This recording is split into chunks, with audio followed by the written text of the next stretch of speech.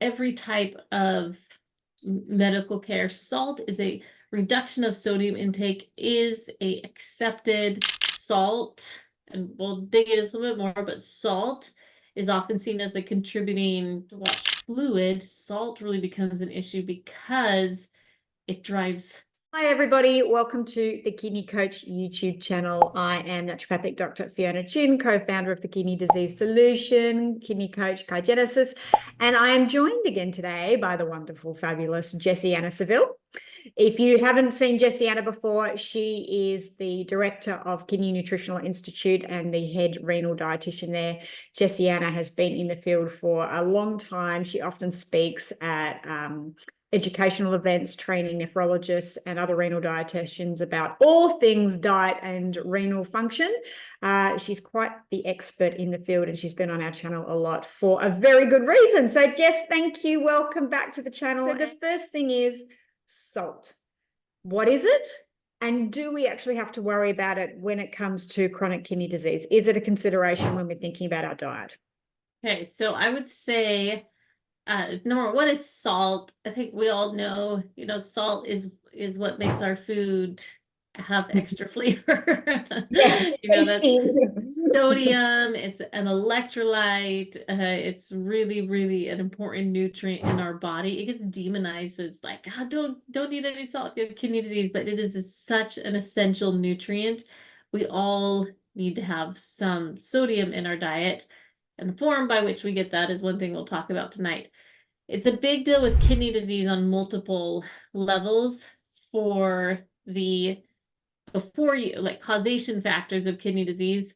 Salt, and we'll dig into this a little bit more, but salt is often seen as a contributing part of developing hypertension, certainly a driver of hypertension for some people. Then if you have kidney disease, there's a lot of things that come into play with salt, and how it drives your kidneys glomerular pressure on top of blood pressure, on top of, a bunch of other things as well. There's even some studies and that showed salt was connected with gut health. So there's that whole factor. And then if you have late stage or even end stage kidney disease, and now you have to watch fluid, salt really becomes an issue because it drives thirst. And so for people that need a fluid restriction, it can be a really big problem. So really, like, the whole spectrum of kidney disease, from before you get it and contributing factors, all the way to if you've had kidney failure and you're on dialysis or even gearing up for transplant, salt plays a big role, plays a really, really big role. So I think the other important thing to say in that is people may not realize, but salt is added to everything, isn't it? Like all your commercial foods and stuff, the way they make it taste good, sugar and salt. Yeah, sugar and salt. It's such a huge part of a food supply. And I mean, even historically, salt has always been a really, really important part of food preservation. It's been a really important part of flavoring. I mean, salt is as old can be. From the beginning of time, you talk about salt. But in our modern day food supply and industrialized, you know, countries, salt is really used a lot in processing. And we develop a taste for it. Our taste buds adjust to it. It's used in restaurant foods. I mean, any good chef salts at every step of cooking, So it's really prevalent in most of our food supply and most of our diets. Yeah. So I think that's the first thing to mention too, is people may go, well, I don't add salt or I don't eat a lot of it. But if you're eating processed packaged foods, if you turn over a can of soup or anything like that and you look, you're going to see salt added. And then in the nutrient panel, you can see how much sodium is in there overnight and save some money. So talk about the mechanism behind why potentially salt can drive blood pressure, and then what happens inside the kidneys as well, because there's another mechanism that goes on inside of there. And as we progress through kidney disease, because I think that's important for people. Yeah. Okay, there's a whole bunch here. One thing you have to understand is that when we look at sodium intake, and I will say universally across holistic, conventional care, like every type of medical care, salt is a reduction of sodium intake is a accepted recommendation, right? Across the board. Like we all seem to be able to agree we should reduce sodium intake.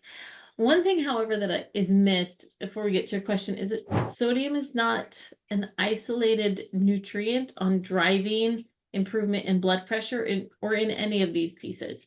So let me give an example of that. So we have other electrolytes, right? We have magnesium, we have potassium, we have sodium, and I'm forgetting the other one. What's the other one that I'm missing? Bicarb, The fluoride. bicarb. Okay. Yeah, We got these others, sorry.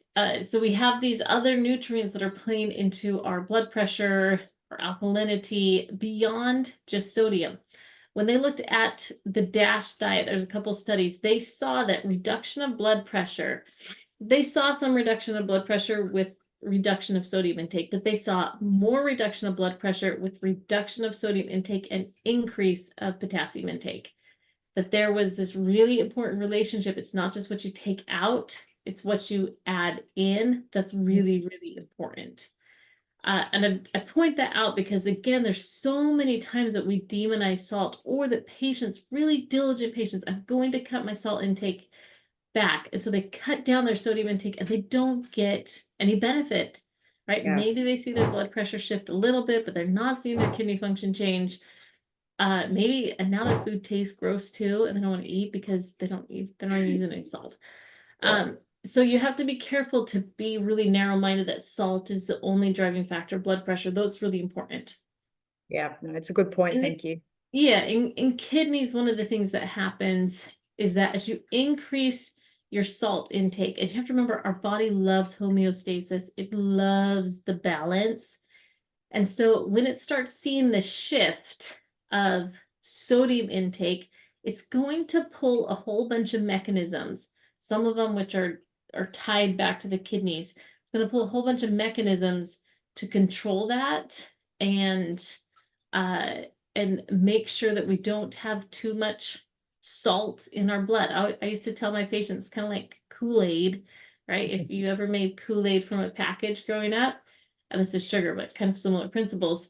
Yeah. If you put your packet in and then you put water in, and then if you add way too much sugar into your Kool-Aid, what do? You're gonna have to add some more water in, like, or if you didn't add enough sugar, you have a little bit of sugar in, but you're going to balance it till you get to the right flavor. Your body's the same way, it needs to balance it. So one of the things your kidneys does when you have a lot of sodium in your